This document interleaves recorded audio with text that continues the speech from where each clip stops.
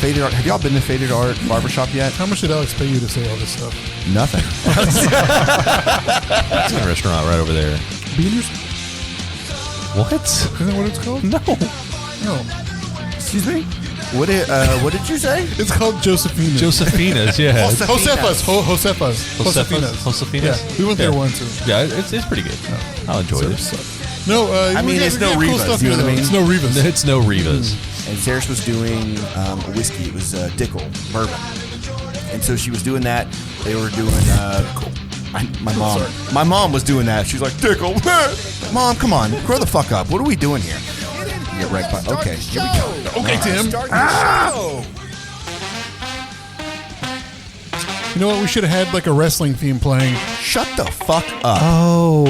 God damn it. The pre-production meeting. Oh, hello everyone, and I was a little welcome fucked today. to the Funky Panther, coming to you from Fort Worth, Texas. We have got a hell of a Funky show town. for you here on episode 179. We have got Jason Keenan here with us. You want to say hey, sir? Hello, hello. We're going to talk all about music and wrestling and what the fuck he even does. So I like it. sit back, relax, and enjoy. I'm Chad. I'm Javier. I'm Tim. Wait, hold on. Fuck you. Do it over. Do it over. Let's get into it. Can and we have let's AI get say into it. You want Yeah, in? hell You want yeah. in? Yeah. All right, you're going to be the fourth one. Okay, yes. And let's get into it. I'm Chad. I'm Javier. And I'm Tim. I'm Jason. And we are the Funky Panther! Woo! All right, this is the read thing out, now. sorry. That's solidified. Yeah. You are the third or fourth person in a row now. No one ever asked. We've done 179 Can I episodes. do this? No one's asked, and then recently everyone's been asking. They're So like, can I? I want to just do wanted it too. to do it. That felt good. I was like part of the team. Yeah. You are a part I was of like, it. yeah. Tonight and tonight only. Tomorrow you're on your own, motherfucker. Really? I'm like, but we were talking about like lactation and like tacos, and I thought I had friends. Pickles and cider. They won't know about this because they don't subscribe to YouTube. Yeah, so if you're listening to this on the podcast, do yourself a favor and go to the YouTube channel at the Funky Panther. Yeah, that was a bit. Subscribe. We talked about some weird stuff. Yes, yes. We got real deep though too, talking about like the housing crisis and Oh, fair that was, talk. yeah, let's not and talk about that. That was like, lactation. I was all sad. I was like, I'm a sad artist and we can't afford to live anywhere. And, oh. It got weird. It got weird. That's all right. We're back. So let's start this thing off Yes. by getting to know you, Jason. Okay. So who the hell are you? I am Jason Keenan. I am a resident of Fairmount in our beautiful city of Fort Worth, Texas, in the near South Side. I'm 50 years old. I am a husband and a father and a brother and Long walks a on the son. beach, or Yeah, you Okay, know, I do all a little bit of that. I mean, as long as I got my feet covered because the sand's hot. You know, I'm kind of a weird guy. You know, so some of that's like okay. Like I don't wear flip flops in public. Okay. It's like a kind of a thing. Gotcha. But lately I have. My wife's like, what the fuck, are you okay? Who Did are have a you? Stroke? So she wants you to wear the flip. Well, she's like, you're not like living in like 1985 Manhattan where like, the world's about to end and I have to run for my life. She's Yeah. like, you live in Fort Worth. You can wear flip-flops. Like the Watchmen. Yeah. Yeah. But I'm just like, you never know when you're going to have to kick some ass. She's Exactly. like, when was the last time you kicked anybody's ass? I'm like, fuck, I don't know. It's been a minute, but But it could be any time. Yeah, but, fucking let a motherfucker try. Absolutely. Let's go. Yeah. Well, if you've ever had a Mexican mother, I think that the sandal is really where the power is. comes from, right? Yes. It's not so much the It's the kick. chancla. It's the chancla that really is the It's the weapon fear of of choice. the chocolate, I think, really. It's like, Yeah, it's the fear. Yeah, it's Yeah. the fear. The fear's strong. I've seen there was a Olympics where they had a chancla tossing contest. it was an Olympic event. Yes. Summer or winter? Summer. So we'll be seeing this in the You're going to Paris. see this in the World Games next year, a year after which we found out because of John Oliver. We were watching John Oliver over the weekend, which recorded on a Saturday when there was big news on a Sunday. Why don't you record on a Sunday? So there was a thing called the World Games. This year it's done next year it's done in China. And they are tryouts for all the games that are trying to get into the Olympics. And so people like put in like what games like you want to put in there, and they try them out. Like they have they have like drone racing where the guys have the things and they're like Can we submit a game? Right? Crazy. I didn't know that this was a thing. There's like a I'm ready to get blitzed at the World Games. I'm getting fucking blitzed at the World Games and nobody can fucking stop me. That's just fucking where it's at. I love to hear it. cut it, print it. That's Using the new that. promo. Yeah, that's it. Like, we're going in. But it's crazy. Like they have all these weird types of. There's one he wants really bad, and I'm sure y'all have seen the video of those. It's called knife fight. Knife duel. And Knife duel. But it's like the contest where they get the sharp knife and they like cut rope or cut like wood. And then I they have go seen and that. Cut a row of 10 bottles of water in one slash. And then the rope is like stupid Yes, thick. it's crazy. But it's like somebody you see with like a fanny pack and long hair. It looks like you. Yeah, me, and a beard and glasses. Oh shit, it is you. But they're walking and he's like, it's crazy. One swipe. But He once cuts you it with a start- frisbee, like the frisbee. Oh, golf guys. I know what you're talking I about. think, and there's one part where they throw tennis balls or baseballs like up in the air, and he has to chop them. It's crazy. It's fucking fruit ninja. Yeah, It's like real life fruit ninja. Oh, sorry. Okay, sorry. It's kind of like whenever they were going to allow wrestlers in the Olympics to be a part of wrestling. Like they had that conversation like 8 years ago. A floor is lava would be a good one too. I mean, fucking Donald Trump was president. Why the fuck not? Yeah, it's great. Let's That go. motherfucker's in the WWE Hall of Fame. I feel like How we do you have to. think that's how he became president? He Yeah. like learned how to fucking work. Yes. Dude, let's go. He learned how to fucking work. All right, we have to take You this learned moment from the master. if we're going to talk about these almost wannabe Olympics. Yes. What is your number one almost Olympic sport that you would love to see played in the Olympics? You know do you remember American Gladiator? Yeah. Love Where they got American shot at with the tennis balls? Yeah. That. Okay. I want that to be an What about Olympic the sport. foam RPG? That was my shot. That was a good Oh, one. hell yeah. Yeah, the That foam was great. RPG. That was Always solid. wanted to So be basically, part of American that. Gladiator All those games. course type thing. All the Joust. American Gladiators put it into the Olympics. Okay. Yeah. All right, that's a good one. What about you, Javier? I'm going to have to go with Tim. I like that. gotta- you gotta pick something You else. got to do something. Don't be a little Javier. Card counting. No. Something degenerate would love. Like, have you seen those marble races that they had? It was really Yes. popular during COVID. And so they had like all these marbles and you place a bet on which color you think is going to win. That's what I think should be in the And it's Olympics. just a long track. Yeah. Have you seen where they got the thing you run on the treadmill? And people What is that thing people do? That moving sidewalk. well, they put people they put like buds in your house, like a small little moving sidewalk in your house. It just never stops. but they put like different like pool balls or whatever, and then like whichever one stays on the treadmill the longest yeah. win. Yeah, Ooh, I could watch some of that. dude, I could sit there and as a degenerate Or like the gambler. Goldberg. Is that what they're called? The Rune Goldberg Yeah. or whatever? Rube Goldberg. Yes. Yeah, that'd be fun. How would you make that Olympic sport though? You could make like a race with it. Like you have like whoever's multiple fastest. lanes, kind of like combine these things together. Interesting. You'd have to mix it with like is it cake meets like Rube Goldberg machine meets. Right. I just look at like all the viral shit. curling Yes. made it into the Olympics. Oh, I love some. And I love Curling's watching great. curling. It is great. It's a game for dads, really. You look like probably both of us look like we should be on a curling team. we should. While Javier's over there cutting rope with a fucking knife. Oh, yeah, baby. All right, Jason, what is your almost Olympic sport that needs to be in the games? Ooh, fuck! I think it would be something like Squid Games meets the fucking Sphere in Vegas meets Fortnite. It would be like, here's a bunch of people who don't do shit with their lives, and you don't mind to watch them die because it's on TV. So you want a Hunger Games, like a real life. but maybe like life more and death digital, thing. like Okay. and then like halfway through they like turn off all the lights, and it's just like green screen, and everybody's like, "Were you really gonna kill him?" And they're like, they have an emotional moment. They're like, "Maybe I would." Yeah. Wow. I forgot one of the go games there. which they showed on the thing was fin swimming. So it's swimming, but they put like a mermaid fin on you. Oh, you have fuck all to- that cosplay shit. Now we're getting weird. Dude, I can't go there. Now we know what we're going to talk I about on the can't next go there. episode. The world is so fucking crazy right now. We're going to talk about this on the next episode. We got to have. I want to. I Do want you to want hear a all deep about all dive those. since the Olympics? Hell Are, yeah. Oh, it started on Friday, by the way. The Olympics start on Friday when you're hearing. When did they swim in the shit river? I think they already. I'm not sure they did. Because the mayor, what? the They haven't started them yet. so the river in the mayor Paris, already. She already swam in it. the Seine River or whatever. River Seine. Yeah. Yeah, so there's an issue where when it rains, it backs up the sewer system in Paris and dumps into the river. Right. And so it's got like the highest concentration of like E. coli and human waste and all that It's shit stuff. water. So they spent all this money to clean it up, and the people of Paris were so pissed off about this that they were like, shit in the river. Everybody in Paris just take a shit in the river on this day. That way, when the mayor gets in there, Nuh-uh.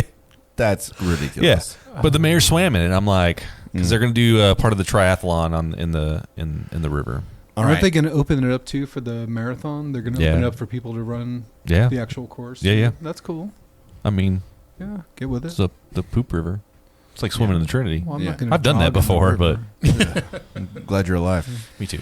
So Yes. I almost want to say the slapping thing because that's become a real big deal. Is the whole like slap war thing? Slap fights is Slap a cake. fights. Oh, Slap fights is a cake. Before the is it They cake? rear back. If the hand just crumbles, it's like that was cake. Who would have known? yeah, But You I've just seen guessed it beforehand. I've seen a couple of Fucking face videos on, I think it was TikTok or something, Yeah. of these like fights where two people are seated in a car. Have you seen this? Oh, the carjitsu. Is that what it's called? Let's fucking go. There's Yeah, someone in the carjitsu. driver's seat and someone in the passenger seat. I think, are they seatbelt They in? seatbelt in and they blow the whistle And then they like unseatbelt. They start like going at it, like just fighting in this tiny front seat of this car. See, I'm here for all that weird shit. Like, I'm here for that. I'm here for like the 2v1 situations. I mean, I all like of that. all of it, but I think it needs to happen in River Oaks so we can watch it for real. Yes. Like that's my thing about all this like niche shit. It's like, okay, can we just like get some? I friends want it do to that? look like domestic violence. Jesus. This is all E ESPN the Ocho shit right here. That's what that It is. That's what fucking Peach Bush will do to you. Make you beat the shit out of people. Just All right, Jason. Sorry for the segue, but back to easy. you. Back to you. No, okay, just us. Back to us. Back to us. Back to Back to us. us. Yeah. So, learn a little about you. Yes. So you talked about like some music and stuff like that. You've been to Yes. you've been in a lot of bands. I've been in a lot of bands. Started going to shows when I was 16. Started playing my first bands when I was 18. Banjo, is that correct? Went on washboard. Okay, right. Oh, I'm sorry. I messed that up. Solely washboard. My first 3 Bonnaroos, I played banjo, but no, I never played Bonnaroo. Okay. Yeah, I wouldn't play Bonnaroo probably. No. Well, maybe I would play Bonnaroo. I mean, It depends. Like, you know. I would. depends. Maybe a furnace festival. I'd play Furnace Yeah. Fest, of course. Yeah, Crazy Fest, any of those. You know. What's the biggest show you've played, like, or one that stands out in your mind? When I was a kid, probably opening up for like Cannibal Corpse and Brutal Truth. That was like the first time I ever played in like a hardcore band that Okay. also played in front of a giant metal audience. That's pretty cool. That was like kind of like, oh fuck, yeah. So that was probably it. And you know, I like the festival type thing. Yeah, I've always played in kind of like real kind of like how would you say, emotionally charged kind of hardcore stuff, like intimate emotional expression. More that I've always been a fan of the art of the music scene and the art of the hardcore scene and the art of, that's what attracted me. I've been a wrestling fan since I was 5, but then I kind of fell out of it. Then I kind of fell back into it, playing music. So I think that, you know, like I've always been a fan of like the real kind of like more intimate kind of art pieces. Gotcha. You know? Yeah, I just there's something to the mechanical nature of the performance that just kind of like has always been kind of like to me. I mean, I enjoy it, and I enjoy when things kind of, it's kind of like religion, you know, when it's like 20 of your closest people kind of like talking spirituality and like how we can be good to each other. It's awesome. But then when it's like 4,000 people and you're all like, oh yeah, and we don't like gays, hallelujah, and then everybody's like, yeah, Right, it takes and a then, turn a little bit. Yeah, then it just kind of, then you get into the kind of like the herd mentality type stuff. Right. So yeah, so music has been that way with me, and kind of like storytelling and everything like that. So I've always liked the little stuff, like the more intimate stuff. Anything that, you know, like the Etsy of music before Etsy became like just a fucking algorithm. So what did you play? I play bass. Play bass? Okay. Yeah. Yeah, that was like the, You had to know, like you're weird. like the it's- default weird. instrument. You know, Yeah. you're like, hey, I'd like to play in a band, and they're like, well, you can play the bass. Yeah. Yeah, but I want to play the guitar. That's what I started the off drums. on. Play bass, yeah. You're just and then Tim I just in a few became, years. I just loved it. Yeah, I'm You're a better Tim in a few years older. Yeah. Yeah. Yeah. Yeah. Yeah. It happens. It's Y'all life. said it happens Yeah, at the same it time. happens. It's What life. the fuck? Yeah. It happens. You have my dog. You have my cat. I know. It's just Yes. it's a weird paradox we're in right now. Yeah, it's okay. So moving like into like you said you grew up loving, you know, wrestling at 5, kind of fell out of it, got into music, all that Yep, stuff. yep, but yep. like, where did that crossover meet again? I was on tour in 1997, and ECW had been blowing up for a few years on the East Coast, and it was kind of like at that time, culturally, musically, it was like another bump that they had in like the 80s, because that's when we had oil money and MTV and cable, and we were coming out of like the 70s, and it was kind of like this whole new era, and then we were just kind of being administered culture through the television. Right, yeah. And so then in the 90s, kind of similar, we had the whole, oh, no cock rock, now we're going grunge, and everybody was like, yeah, grunge. And then it was like this whole big... That's okay. It's just it's ice. Oh, okay. Yeah, it's ice. The ice machine is cooking up some ice. And so then... so while that was happening, I was kind of like putting my foot in. I grew up on the magazine, so anytime I'd go to the store, I'd pick up a magazine and kind of look through it and be like, And in the early 90s, it was kind of cheesy. Wrestling was kind of hokey. Yeah, it got to that point where just kind of like all the tough guy fighting of the 80s and all the real nitty-gritty bloodletting from the 70s. It kind of died, and then it was like, I am a trash man. And I was like, okay. You're a trash man, and you're crazy. Yeah, so it was I'm a pimp. Yeah, and then and also I had watched all these people. It was kind of like you'd watched all these people who you thought were real people, not realizing that they were a character at the time. Kind of then transition into, well, I got to pay the bills, so okay, I'm a trash man now. And it kind of like threw the facade off because it was so real in my mind at that time. So then ECW was like kind of a breath of fresh air. It was the underground scene, is the music that kind of caught my eye, that I was enamored by. And I was living in Phoenix at that time. I moved there when I was right before high school started with my family, and that was kind of like a new landscape, a new world. And so I was kind of like a loner. I was always kind of that way anyway. And then about 16, I started going to these house shows and seeing all these touring bands, and I was into metal first, so that was like I saw Metallica, and some of those things, and then it was like, oh, like you can do this, and like we're doing this. Like, it doesn't have to be something more than what you make it. And I was like, oh, like that kind of DIY spirit was very intoxicating, right?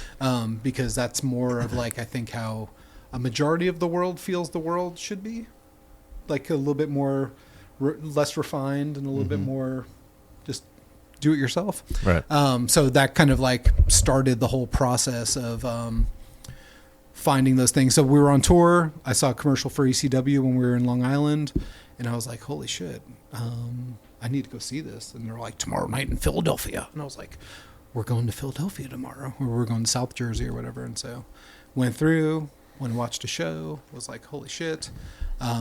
Came home from tour, kind of things, we're young kids and we're on the road for 45 days. I was like, you know what, I'm out of this band. Thank you. It was a good time. I love you all, but I'm done. And then I sold all my shit and was like, I'm going to wrestling school. I'm going to be a wrestler. I'm going to do it now. And that was the beginning of that. So there is a wrestling school? There's a million wrestling schools. Yeah, there's a million wrestling schools, just like you can imagine. Really? All the big retired wrestlers, like they have their own schools where you can like train and learn the business. Yeah, if you're lucky enough to get somebody who had a stable. I mean, it's like the arts. It's all subjective. Everybody's experience is different. Everybody's work ethic is different. But there's a lot of places to learn your craft. But I think it's just like anything. It's like when you're a kid, I'm going to take guitar lessons because mom set them up for me. And then that person teaches you kind of rudimentary basics, teaches you your chords, teaches you structure, teaches you how to hold it. And then from there, it becomes yours. Same thing. Gotcha. Same thing. Yeah, I met King Kong Bundy at a wrestling show in Vegas. R.I.P. Yeah, and so King Kong Bundy was like, you need to go see Larry Sharp. He's a guy. I was like, okay. Yeah, so that's how that whole story started. Yeah. So how long were you in school? I did that for about 2.5 months before I was just like, these are not my people, and this person is not my person. And I kind of was like, I wasn't learning anything, but I was kind of learning stuff, and I was learning how to bump, and he was like putting me through the rigors because I was probably had a chip on my shoulder because when I was younger I was kind of a dick. Well, like not really, but kind of like. Well, no, Tim was too, so I get it. Yeah, I kind of had like I kind of had this like self protection thing happening. I've pretty much outgrown that. You get older. Yeah. You realize the world isn't against you. The world doesn't give a fuck about you. Absolutely. You are fucking nothing. Yeah. Right. You are nothing except for the people that you provide value to, and then those people provide value to you, and then that's fucking community. Oh, There it is. oh my God. Novel concepts, I think that's why the phone is so destructive. People have this like false sense of community. Yeah. It's like and you're striving for false community. And when you strive for something that's not real, then your intentions aren't any longer real. That's a whole other sidebar. Yeah. Anyway. So went to wrestling school. Then I met a promoter who became my mentor in the business. A man named Dennis Corluzzo. Rest in peace, Dennis. His family was beautiful. He kind of realized I was like, hey, I want to promote shows, and I want to get behind the organization of how this all comes to be. And because I've been doing that with music, and I've been traveling and playing music, but setting up shows, because when you're younger, that's how you make money. Right. And that's how you network. So then as I started doing that, Dennis kind of like, I said, hey, I'm not going to work with this guy anymore. I don't really know if this is my thing. It's a little too touchy-feely. I always say to my friends from the business now, I wish somebody had told me like, hey, you don't have to be able to do everything. It's kind of like being a musician. Like, just because you play guitar doesn't mean you have to be able to solo. It doesn't have, it doesn't. Right. Yeah. You can just hone your version of the craft. And I guess I wish I had kind of put that together earlier. But anyway, that's why I'm good for what I do now. Meeting people where they are. That's kind of like the creative process in wrestling. That's a bigger piece. So, I started working with Dennis and started putting on shows and started seeing how that whole thing worked and started seeing how he dealt with the talent, started seeing how everything was kind of put together. And then it just kind of spiraled from there. And then I moved and I played music again, and I kind of got one foot in, and I kind of like always kind of at a, kind of one foot in, one foot out. Mm-hmm.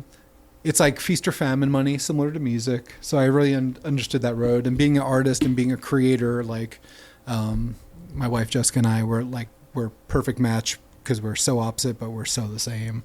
We're always making, we're always doing something, we're always creating something. So for us, that kind of like earthworm, input, output, make stuff, tactile, do things is always going to be a part. So I think I kind of realized that I could add more to the business if I just kind of utilized what I kind of knew about from the outside and would kind of help. But I also realized that as a storyteller and as a curator and as an event producer, I want it to be my way.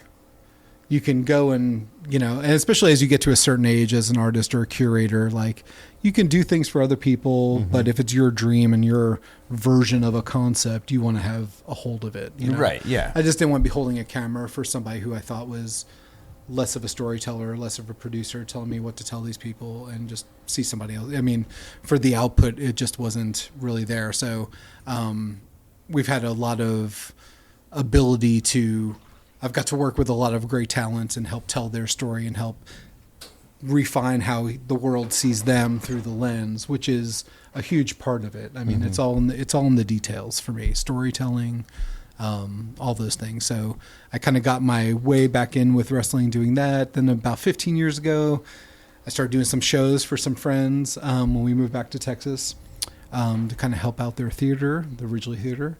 They were kind of in a, they were falling to the grips of Live Nation, eating up what we consume, how we consume it, where we consume it, how we're supposed to consume it. And that, I mean, people have been talking about that in the music industry for 2 decades. I mean, at this point so now. much so now that the Congress has had stepped in and started looking into. Oh, I mean, from owning the ticketing to owning the venues to doing the artist management to putting it. I mean, it's crazy. Yeah, Live Nation's got their fingers in everything. Yeah, it's a make or break, and especially at a time where like everything is. I mean, we lost the ability to create stars, I think, in a lot of fields. Because things are just so open. It's so Wild West with everything. Right.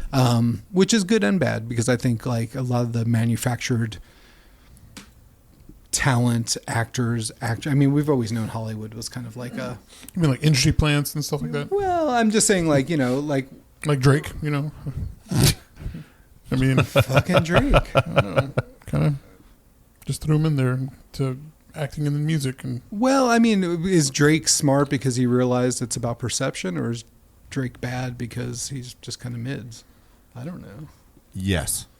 Yes to everything. To both like, of those yeah, things. I mean, everything is marketing now. I think that's what ruins the soul of art. I think that's what ruins, like, even like something as beautiful as this. Like, you know, I reached out to you guys. I was like, hey, I'd like to be on your show because you guys look like you're having fun and you're from the neighborhood. Yes. Essentially, you're from Fort Worth, and it's like we all have this idea of like little big town, and so. That stuff is beautiful, and if we focus on our immediate community, the people we can tangibly touch and smell and be weird with, like, that's so much more enterprising than take over the world, collect your stacks. Like, this whole mindset is like, it's like counterproductive, I think, towards real community building. I think it goes back to that DIY aspect, right? Kind For of like, sure, like we're over here. We don't have huge backers or anything like that. We're just over here trying to do. I mean, we don't pimp ourselves out to anybody, or, you know, we don't try Speak to. for yourself, bitch. I mean, We're trying to do our own thing, and occasionally he's trying to make some money. Right? get money. blitzed. Yeah. This episode brought to you by Get Blitzed. I'm just joking. Yes. Well, I mean, there's something to that. I think that we all need to get paid. I think that there's a lot of money out there. I think that there's a lot of, but it's like how people choose to distribute their credits is all based on the mind control of this, like, idea that I'm going to be viral. Yeah. I'm going to go viral and it's going to be amazing. Like, I have some, I have some athletes that work with us at the Matt War Project, the Matt War Pro Wrestling Project, that have had multiple 3 million, 2 million. We did an angle a year and a half ago at Panther City Vinyl where we had one of our managers, who I broke into the wrestling business with, Alex Rivera. Hello, Alex. I love you.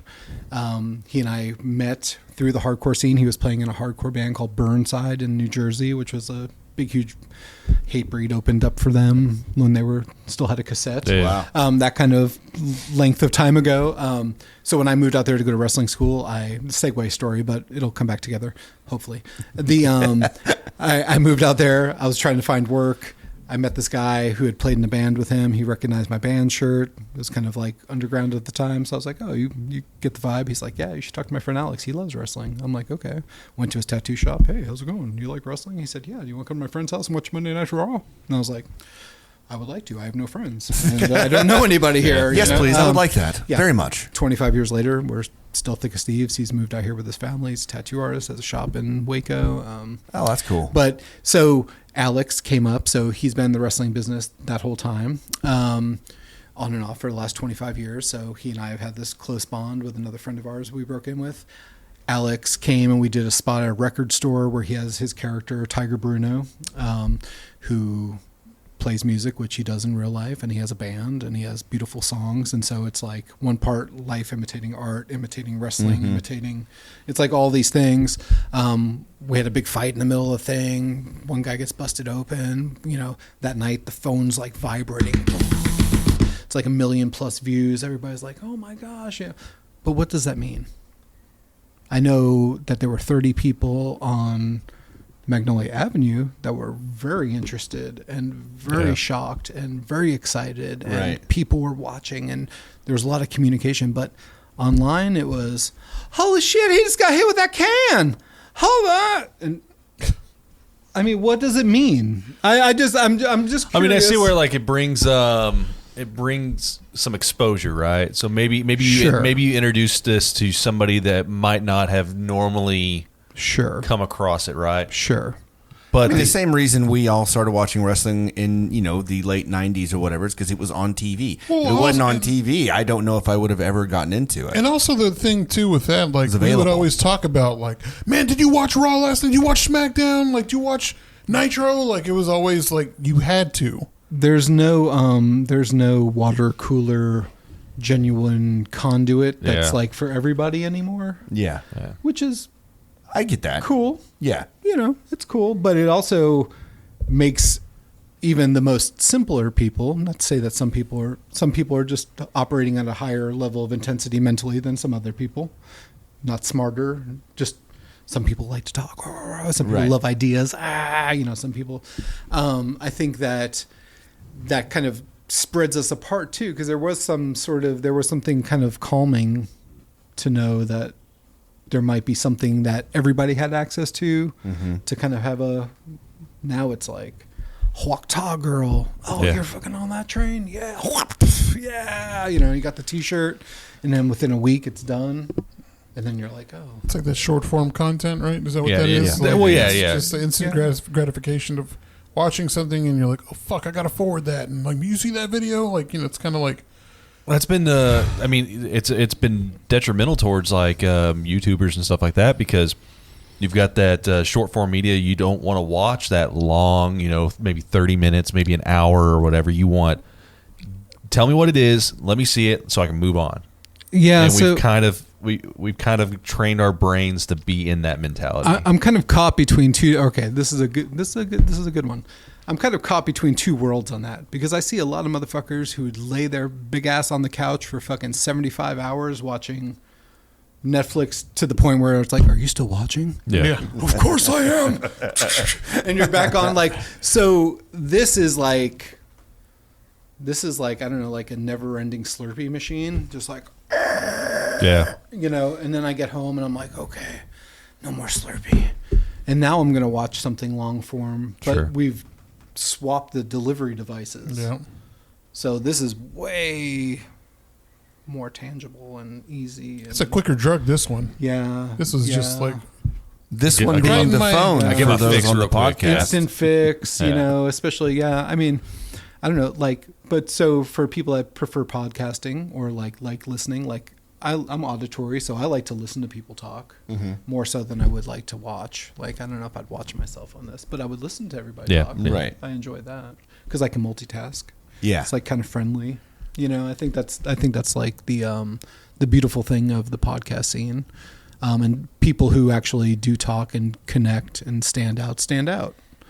But I do think like a lot of the stuff online is just for the sake of the algorithm, and fuck that. So how do you take? I don't give a fuck about the algorithm. I don't give a fuck. Can the algorithm hear me?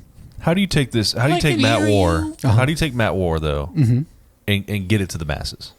Like how do you grow this, right? Well, so depending on who you speak to and what you do, we were talking about schools earlier. A lot of people in this business of, black box theater or whatever you want to call it. I mean, I'm a defender of pro wrestling till the end. I believe in the art. I believe in the storytelling. I believe in its moralistic aspects. I believe like what we're trying to do is we're trying to do an old show, very simple, old in concept, heavy storytelling, promote the stars, make people matter, and then give it some modern tastes and flash. Because I at the end of the day, that's as with everything, like there's a lot of wrestling on TV right now. There's more wrestling on TV than there ever has been. There are more trained, amazing athletes than have ever been on the earth at one time doing the same thing than there ever has been.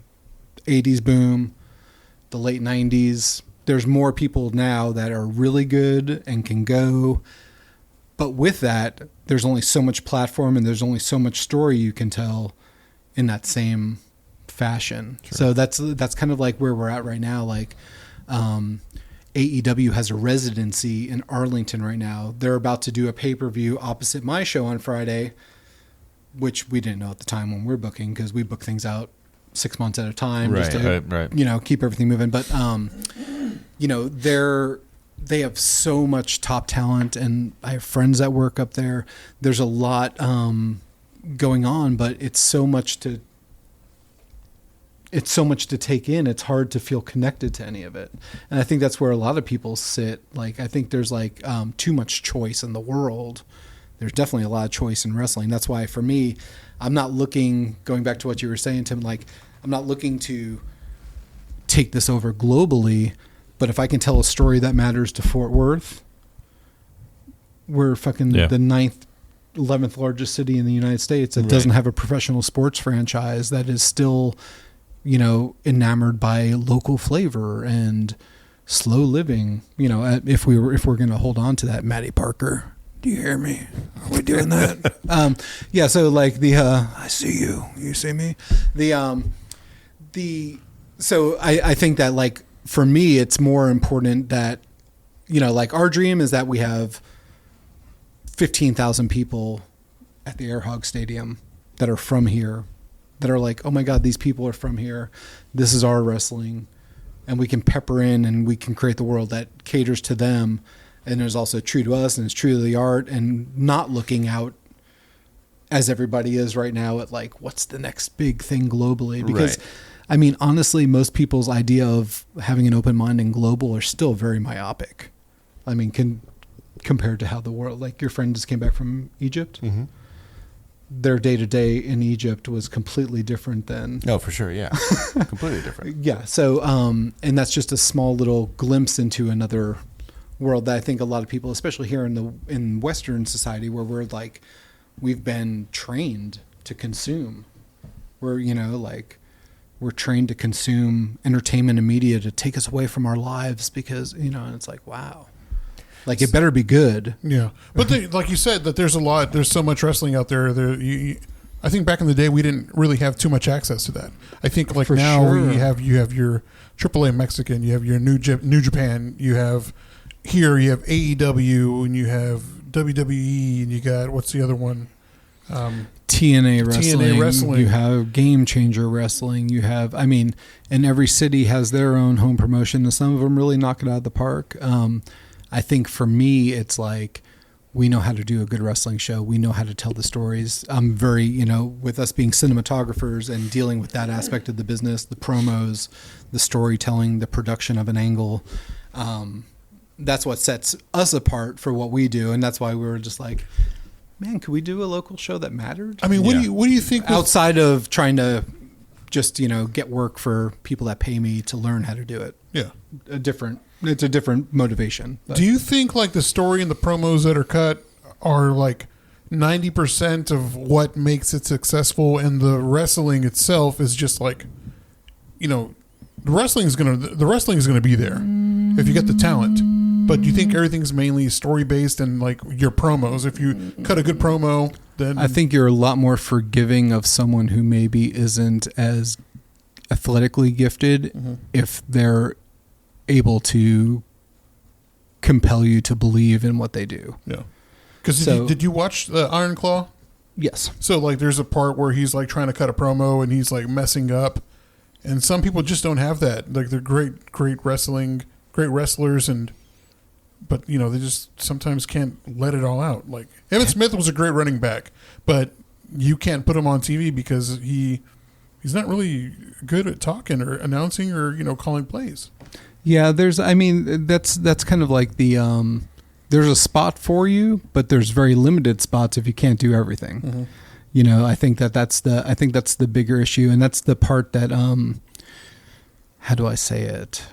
That's the part that when you have to be, everybody needs a good producer, right? Right. You guys started this episode 15. One of you said, man, you got to speak up a little bit more. Right. Or we got to have a little bit more banter. Somebody's always, and when you have that trust and you have a track record of doing right and doing things, I think that everybody needs to be produced. And I think that some talents, for whatever reason,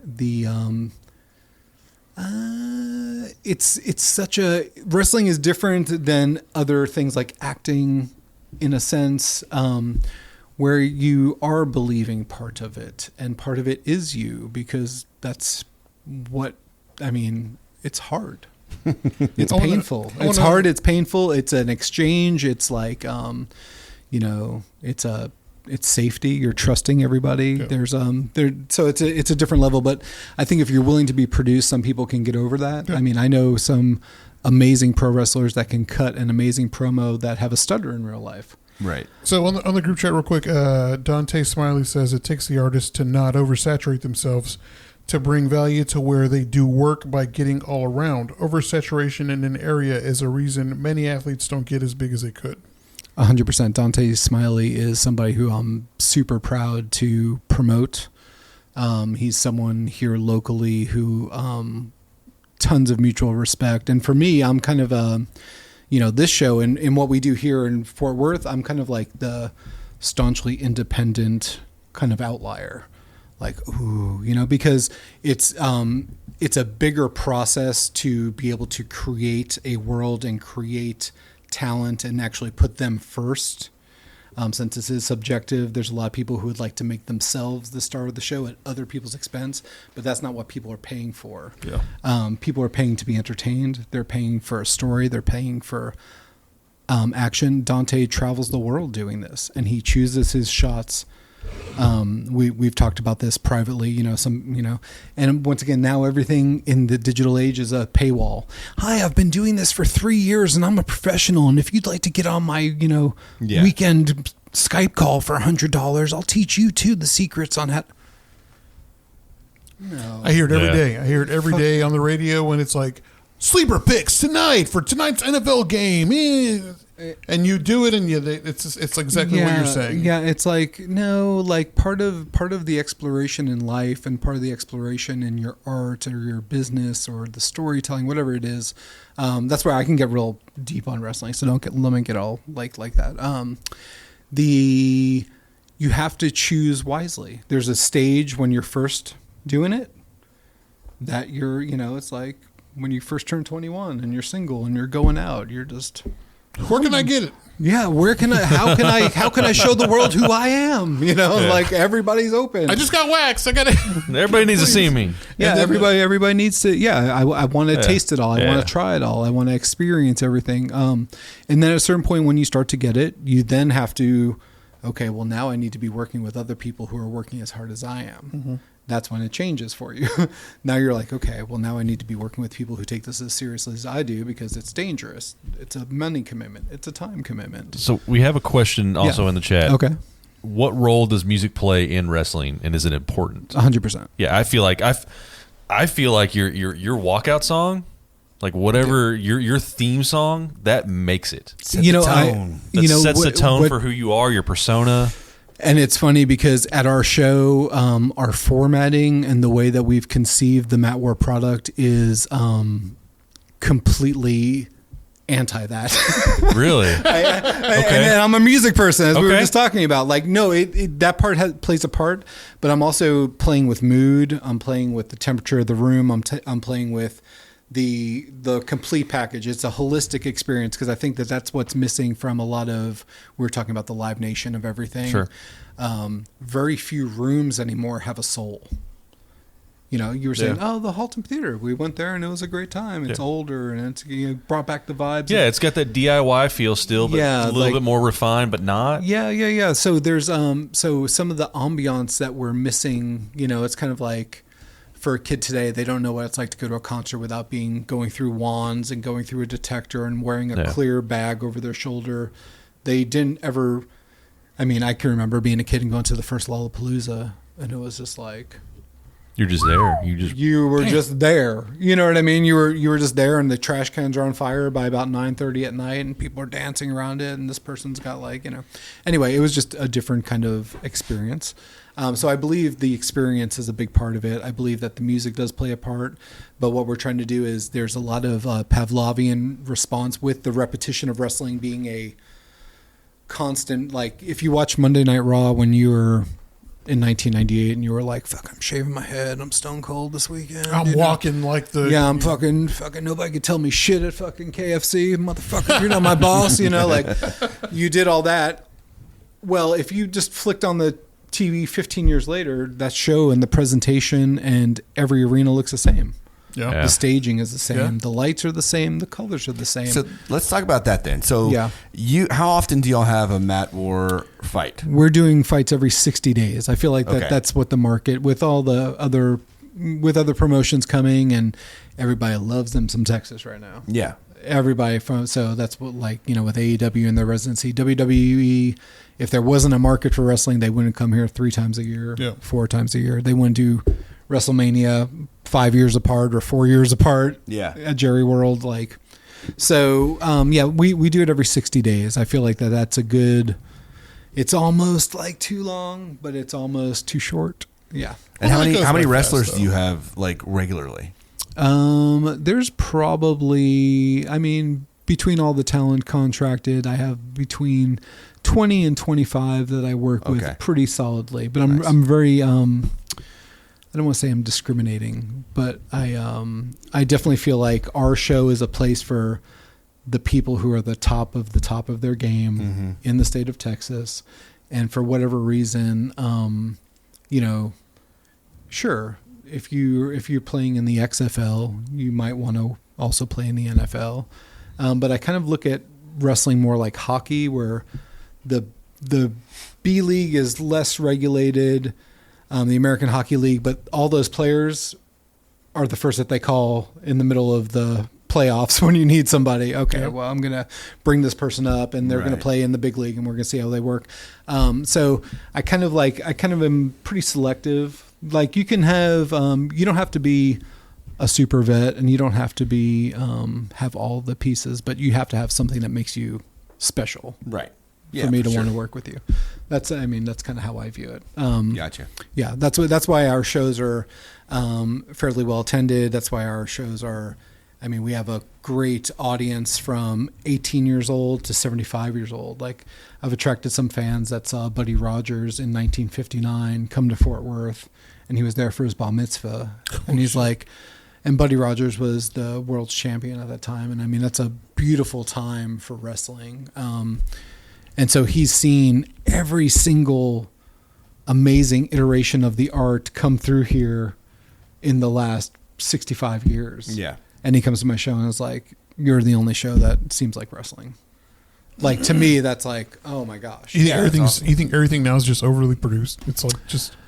I think that there's like, once again, I don't have students. I don't have any other thing except for this show, the world we're creating, and what I can offer the talent and what the talent can offer me. I believe, I tell everybody there's 4 different scenarios. Like you can use me and I can use you, but I'm never going to use you.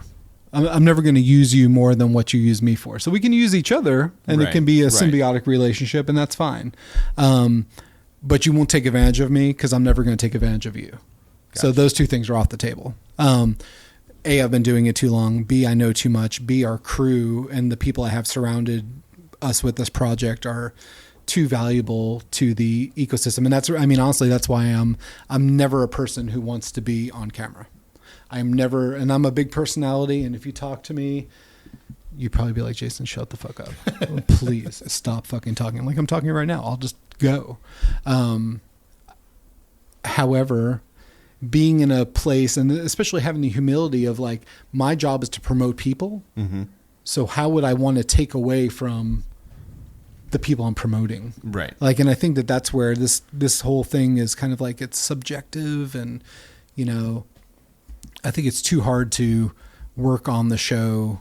It would be too hard to, anyway, I'm not a person who likes to brag about himself. I've been doing a lot of stuff, as I said, forever. It's like a DIY type of thing, but the world needs to know about the system around this. And it's funny because I've been telling video clients this since 2010. I've done a lot of work with my partner, Derek Abramson. He's been kind of like he and I are like the brainchild of the Matt War Project. And we started off in wrestling together, and then we moved on to doing videography work together because we were like, well, we can make a lot of money doing educational and internal facing videos for corporations rather than our passion play. So wrestling has always been kind of like in the passion bucket, like, oh, let's do this for this person. And you find somebody who's worthy of it and worthy of the time. And like, let's spin your perception a little bit differently. Let's tweak how the world sees you and consumes you to tell your story better. And I've been telling businesses that forever, like, hey, nobody cares. Like I've done a lot of work for a bearing company. Nobody really cares what a ceramic ball bearing is, but they certainly care when it's in a 10,000 year clock built into the side of a mountain that's supposed to be here past the apocalypse. Mm-hmm. And the bearings are the size of this fucking table. Well, people care about that shit. Yeah. You know, they care about that. So let's tell that story. And as a byproduct of that story, you are the innards. Right. You make that thing. So for us, the kind of like the package of who's producing it and why we're producing it and how we're doing it and what we're doing with the talent and how we're raising them and elevating them and how we're telling stories. We're a year and a half into an angle that still hasn't completely been told. That in the wrestling business in general is, once again, you have 895 talents underneath you and everybody's got to have TV time and people get hurt. Now it's just matches for matches. Mm-hmm. Well, if it's not a shoot, then matches for matches are kind of, they could be interesting. I mean, but to me, they're kind of like, eh. Yeah, but I mean, I enjoyed the whenever I was a child watching, Sunday morning, you get up in the morning and watch WWF wrestling, whatever was aired. I guess it was the night, but I can't remember how they aired it, but that's whenever I got to watch it. Yeah, they would show whatever happened like in Raw. And so I'm watching this and I'm getting the stories, and we're talking, late 80s, early 90s, and I'm like enthralled. I'm like, oh my gosh, so-and-so did this. I can't believe that happened, and that whole story concept. Story is everything. But now I seem, whenever I flip on wrestling, it just... and I'm sure everything's a little bit different, but like I don't know any of the stories now, and it seems like everybody's got their hand in everything, and there's something going on constantly, and it's hard to keep up with a cohesiveness. It's kind of like when your favorite restaurant expands and then they franchise, and then the original cook moves to another location, and then all of a sudden everything is just different. Yeah. And it never comes back. It's kind of the same, but it never comes back. Yeah. It's just kind of different now. So what can you tell us about the event on Friday? Like, what can you... Friday is our second Ultraviolet Dreamers Hyperthermania. It's going to be an amazing show. We have a Texas title that we've created that we had come up for grabs last year at Martin House Brewing. Shout out to Martin House, one of our OG sponsors. They've been with us since the beginning. They did a beer for us last year called Body Slammer. That's cool. Yeah, they've been huge in the project and huge in believing in what we have to do. And I think it's another situation like this, like good people being excited about things that other good people are excited about. Like for me, this is a community building project. I say that the Mat War, I bring the entertainment and I take that very seriously, so that all of our businesses can actually have a mutual exchange. I'm not trying to take the last $300 that my brother-in-law's plumbing company can offer for the idea that he might get somebody to come out. When we're producing 5,000 people at a show, then we can offer it up to the local businesses like that. But right now it's like other thriving businesses who believe in the community, who believe in what Fort Worth can do, have really gotten behind us. So, those aspects of it, make all the hard work matter. It looks like it's going to be in a cool place too. Southside Preservation Hall. Have you ever been to the Southside? Yes. Oh, yeah. Okay. Southside Hall is like, we're talking about having those buildings that have ghosts. Having those buildings that have, and Matt Hillier, 1100 Springs, now in his own, he comes out to our shows and, the first thing he said, he was like, oh my God, I've been to a funeral here. I've been to a wedding here. And now I've seen wrestling here and I've fucking played here. And you're like, you've done everything here now. Yeah. And now we've done it all. That's cool. I didn't know Matt comes to the shows, man. He, one of the top wrestlers that we've been promoting over the last year and a half, Damo McCullough. He's a big old cowboy from North Texas. And, he's the big old Texan, and he's got a lot of great crowd appeal, and he's been working his ass off. He's a accomplished world power lifter, holding records. He's in a big feud right now with Brick Savage, who's another person who transitioned from powerlifting. He's actually a second-generation wrestler himself. His father was a wrestler, but the world breaker Brick Savage, or Rob Hall as he was known in powerlifting. So our big cowboy, Damon McCullough, he's been coming out to shows. He comes out to 1100 Springs. That's so cool. Matt was like, just kind of like the world's crossed. Yeah, it's really cool. Those are times where the internet, in its location, in its locale, work out perfectly. Mm-hmm. It's not someone in Ogden, Utah going, I wish I could go see that. So I'm looking at this. I'm going to like this photo. Door opens at 7, bell rings at 8. Matches on. Matches on 8:00 sharp. We have Trinity River Heritage Championship. That's what I was saying earlier. We debuted that title at Martin House at our Triple on the Trinity events that we do every year. And so we have got a big, huge title match on the top of the card. Izzy James, he's been working. He's probably in his 14th or 15th year. Still a young guy, though. Been working Texas. He's phenomenal talent. He's taken on Dante Leone. Dante's had a ton of great reception in Japan over the last 2 years. Coming back from here, he's a Texas boy. That's awesome. And Dante's the current champion right now, right? Dante's our current champion right now, yeah. And so he successfully defended that title quite a few times in Canada, a few times in Texas, Chicago, come out on top all those. So he has a big match for himself coming up this Friday. And the rest of the card is great. I mean, once again, Angel Camacho, 486 pounds. Oh wow. Puerto Rican juggernaut. He's amazing. The things that he does is pretty amazing. He's taken on Dmitry Alexandrov, Russia's. He's a Russian he's Vladimir. What's he say? Vladimir Putin's most hated wrestler. I don't know. Yeah, he's like fuck Putin. But Dimitri's amazing too. He's a beast. So Brick Savage, Hilda Lamunica.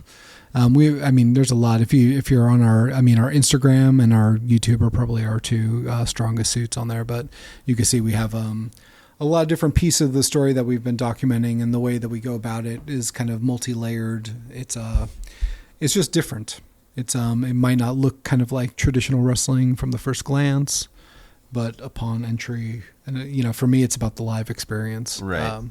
I don't even show a lot of the wrestling online, because there is so much of it. Yeah. I give little bits, but I really want people to come out and experience it, because it's one of those things that's best done live. Yeah. Here's a taste, but if you want the real goods, then especially until we get to the point where that's no longer feasible. I think and it's opened up. Chad and I were talking about stopping in and checking that out possibly. So can we still get tickets, or is it sold out? You can still get tickets. Okay. Yeah. As far as we'll know here.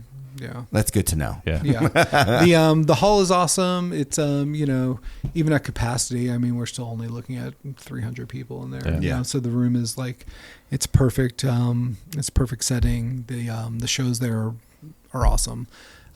We've had a lot of great experience, especially in that area with the Dickey Skate Park there right now. Yeah.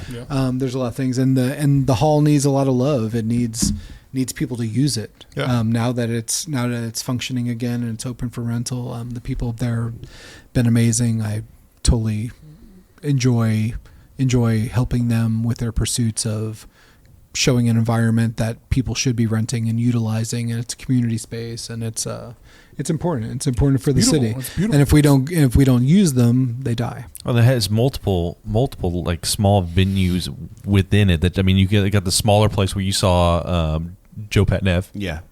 And then the chapel. I went to I went to a hardcore show there, put on by Fort Worth Hardcore, and it was in the big the big auditorium space, and it's such a shout out to Ty. What's Yeah. up, Ty? Yeah, I helped Ty with that show, because once again, that was that's my youth. The hardcore scene is where I cut my teeth and everything, and I'm still at 50 years old. I'm still aware and listening and consuming, just my personality type. So that was important to me, that there's a little bit of a, not to put myself over in that statement, I'm just saying that's important, because that scene needs bigger venues to be able to do that in. It was great. Like you had plenty of room for activities and running and side to side and just tearing into people. It was a good time. Yeah, it's all those parts of any thriving community and scene are, and that's my little. Which, if those don't know, let me before because we're wrapping up here, but I just want to get in and just say, like, if you don't know that Fort Worth has a hardcore scene, we have a hardcore scene, and it's got some of the best people you'll ever come across that will fuck you up in a pit, but it's out of love. And everybody is so supportive in that community. And I feel like in the wrestling side of things, it seems like your community that you've built here is that same type of that's the vibe that I'm trying to build with anybody who comes on, and we've attracted a lot of people from outside the business who are interested, not even necessarily on the wrestling, but interested in the community aspects, interested in how this operation is pulled off, how it all comes together, having something other than music. Yeah, like the production aspect's got to be, it's having different something than music, and it's got to be having something interesting. that kind of vibes, but at the same time is a different form of entertainment for the weekend. All right, so where can we find you? Where can we find all this stuff? You hit it on We Instagram. are at Matt War Pro Wrestling on all the handles except for X, where we are Matt War Pro. Okay. And it's M-A-T. M-A-T-W-A-R P-R-O-W-W-R-E-S-T-L-I-N-G. Okay, cool. Yes. So So Matt follow War us Pro. on Instagram. Tell us why you'd like to come out. If anybody's watching and they've never been to a wrestling show before, hit us up in the DMs and let us know, hey, I've never been before. I'd like to come. And we'll roll out the carpet for you. And then how much are tickets for this Friday show? Tickets for this Friday are $25 for general admission and $30 for our Panther City Pride, which are front row. Okay. And that's just a little bit to That's a great price Yeah, right there. there That's you go. a give a shout good out price. give a shout out to all the people. Yeah, and Martin House Brewing, they provide free beer while supplies last for everybody who's 21 and over at the event. We have Starry Ice Cream, handmade ice cream here in Fort Worth. It's delicious. Kelly's Onion Burgers will be out there grilling up onion burgers. Hell yeah, the that's line awesome. usually starts I'm before sold, the show you know? starts. It's gonna happen. I'm gonna get on there, buy tickets tonight, and It's gonna be awesome. Jesse has no idea that we're gonna go see wrestling. And people can spend their entire weekend over at the South Side. Then you're Hall. near South Side. Yeah, there's stuff going on Saturday. Yeah, Saturdays it's Ernie Day, so Ernie he's Day going to be is at the same spot on Saturday on the 27th, and then of course Matt War Pro on Friday the 26th. So make it out. Anything else you want to plug It's before you good. close out? I'd like to, I don't know, shout out to my wife, Jessica. Supports me forever. I'm a handful. Her coffee company, Ascension Coffee, they're amazing. So shout out to them. Shout out to all the wrestlers who come out and show out for me. Damon McCullough, Brick Savage, Angel Camacho. I mean, I could go through, I could stay here for another 20 minutes while the music's going. But yeah, everybody in the city and everybody, all the people at Cowtown Coliseum who show us so much love. We're very fortunate. So Awesome. y'all, Oh, thank Well, you. we appreciate Thank you you. coming on, man. yeah, we It's been a appreciate good time. Appreciate you having me. And if you don't already do so, please make sure you follow the Funky Panther on all things social media as well. You can find anything at thefunkypanther.com. Leave us a call, text 817-677-0408. Stay good, everybody. I'm Chad. I'm Javier. I'm Jason. I'm Tim. And we are. the Funky Panther. Bye. Thanks, y'all.